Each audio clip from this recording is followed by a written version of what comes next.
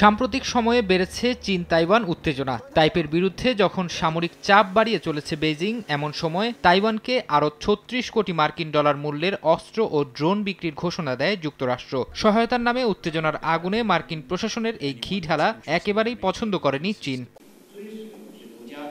চীনা পররাষ্ট্র মন্ত্রণালয় এক বিবৃতিতে তাইওয়ানকে যুক্তরাষ্ট্রের অস্ত্র দেওয়ার ঘোষণার তীব্র নিন্দা জানিয়েছে।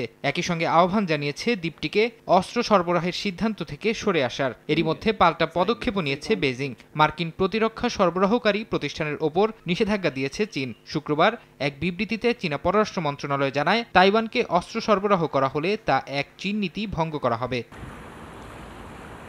এদিকে ৫ বছরের মধ্যে প্রথম পারমাণবিক অস্ত্র নিয়ে অনানুষ্ঠানিক আলোচনা করেছে যুক্তরাষ্ট্র ও চীন। নগদের কাছে সব গ্রাহকই প্রিয়, তাই তো সারা দেশে ক্যাশ আউট চার্জ সবচেয়ে কম।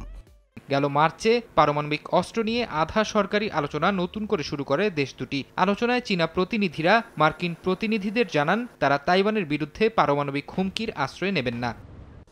ফরহাদ চৌধুরী, সময় সংবাদ।